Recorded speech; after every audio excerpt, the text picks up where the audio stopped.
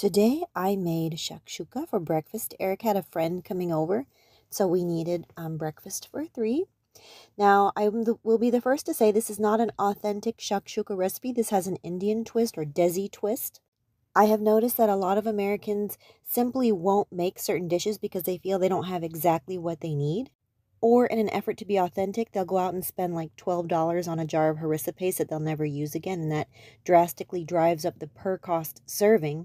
And so as a result, most Americans don't really benefit from they don't really realize the cost savings of eating at home like they could.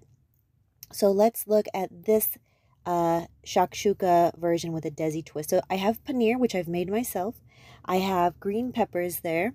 I have 6 eggs. I'm budgeting 2 eggs per person. We have 3 people. I have, like I said, that paneer, I made it myself. I'll show in another recipe how to make paneer, but you can totally just buy paneer at your Indian grocery store. And like I said, that's also capsicum, also known as shimla pepper or just like bell pepper. I cut up 1 Cubanelle pepper. Now, I wanted to use Cubanelle, but this gentleman who's coming over, he is a Caucasian man. I don't know his heat tolerance, so I'm soaking it in some water to suck out some of the natural heat. I also have 1 full red onion. You saw cilantro there. I have red pepper in a jar. I have a can of chickpeas. I have an entire 28-ounce can of diced tomatoes.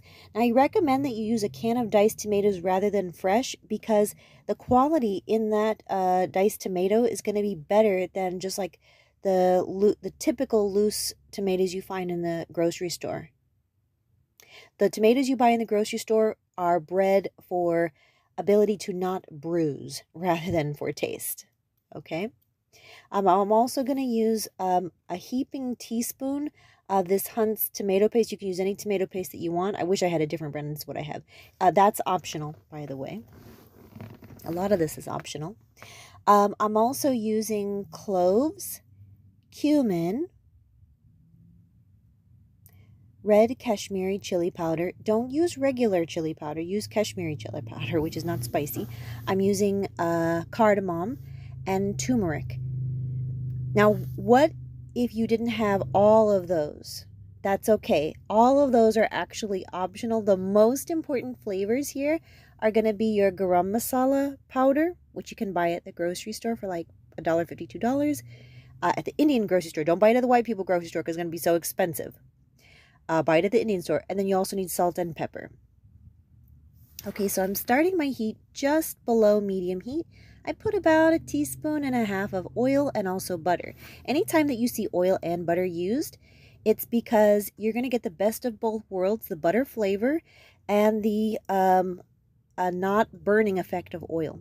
Okay, in here I've tossed in 2 bay leaves. Oh, I think I didn't mention bay leaves, sorry. Bay leaves and 2 cardamom pod, 1 cardamom pod and 2 cloves. And also about maybe 1 teaspoon of cumin I threw in there. I like to buy my bay leaves from the Indian grocery store. Not only do they cost less, but they are really more flavorful. They're the different kind of bay leaf. Okay, after a minute of sauteing, I did fish out my 2 cloves and my cardamom pod. I'm not going to be able to find them easily after that, and I don't want anybody to bite into that. All right, now I dumped in an entire well-chopped onion. I used a red onion.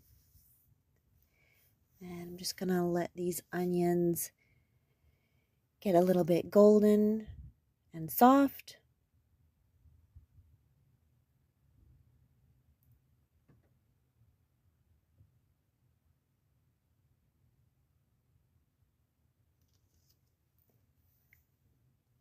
Okay, and I am about to fish out my bay leaves here because, you know, they've done their work now. They have imparted a good amount of flavor, so I can remove them.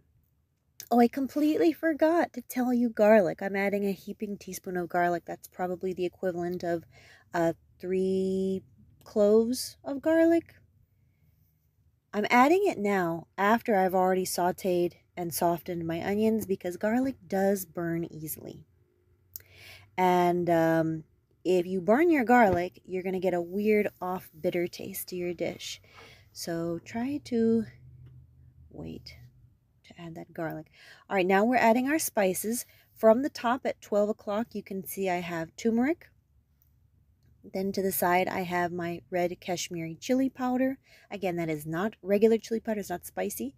Then I have garam masala.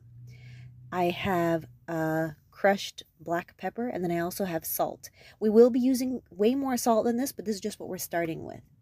Now, if I were making this for just myself and Eric, I would be using probably double of that. Okay, I'm going in with about 3/4 of my can of chickpeas. The rest I'm going to save for a snack later.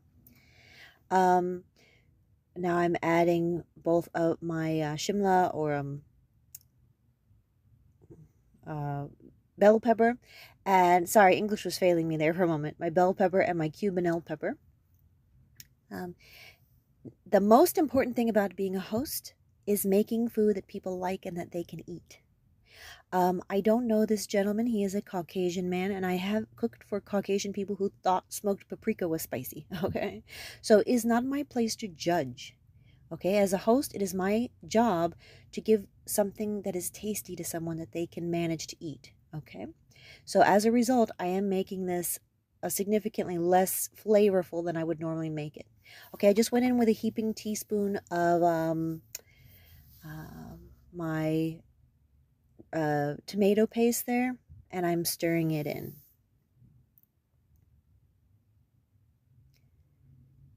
All right, and I'm adding my roasted red peppers that I had jarred. That was just a Walmart brand.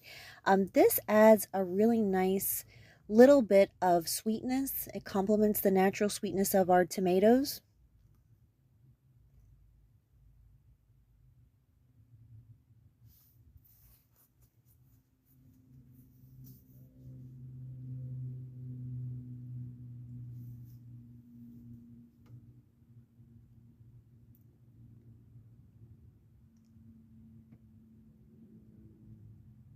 And a word about authenticity, like I was saying before, I have seen people, go out and buy a $12 jar of harissa paste in an attempt to be authentic with this.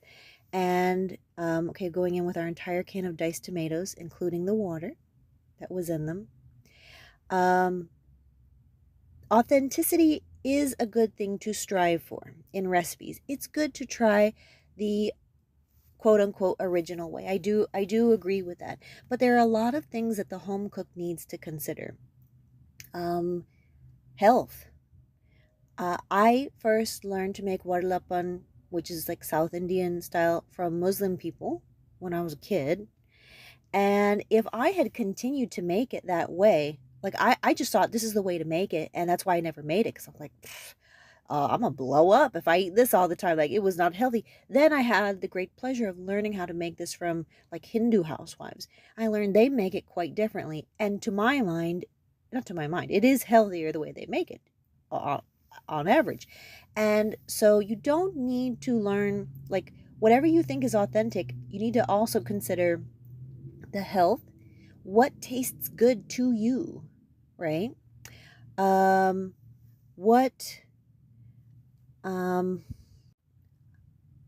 Okay, I put a lid on my pot. I'm going to let that cook for like 10 minutes. I've also put my spices away, clean little by little as we go. The only thing I'm going to keep out is my salt and pepper, because I'm surely going to need that again. All right, so I have now, after 10 minutes have passed, I went to go clean my house. I now have removed all of the stuff that I had in the pan, and I've put it onto these paper plates. Yeah, it's convenient. If you don't like it, you don't have to use paper plates. I'm all about making life easy for myself, because I actually cook at home. And I'm going to let this cool off, because 2/3 of this is going to go into the blender. Reason being, I saw a video from America's Test Kitchen, wonderful channel, and they made shakshuka, and they said that they found that if you have a lot of chunky stuff like this in with your eggs will not cook evenly. Good point. I want my eggs cooked evenly. But on the other hand, if I put all of this in the blender and I just puree it, I kind of feel like I'm eating baby food. I don't want that. So what I'm going to do is I'm going to give myself the best of both worlds. 2 of these plates will go into the blender, and then that puree is going to go back into the saute pan to cook. And then the final third will be left over remaining after the eggs have cooked in the puree, so that I can add that back to the sauce. So that way, like I said, I'm getting the best of both worlds here. Okay, so I've pureed 2/3 of this. I have this on like a low to medium low heat. Stirring it up, we're getting it back up to temp. It's going to thicken quickly, so you'll want to keep an eye on it. Keep stirring so we don't have any like popping and bubbling. I am adding a little bit of salt. Want to go slowly adding the salt. Now our sauce is thickening quickly. I'm going to make little wells here in the sauce, and I'm going to one by one pour in eggs that have been liberally seasoned with salt and pepper. And I did that around 6 times, as you see with my eggs. I've also topped this with my yummy paneer. Now I'm going to top the lid here, and I'm going to let this cook. It took about 10 minutes on I actually lowered the heat quite a bit more. 10 minutes for the eggs to set, and then I just topped it with the remainder of my unpureed chickpea tomato red pepper mix, and then I also topped it with cilantro. I recommend that you budget about half of a loaf of some crusty bread. Like crusty French bread is just perfect with this. About half a loaf of toasted bread per person. Let me know if you try this.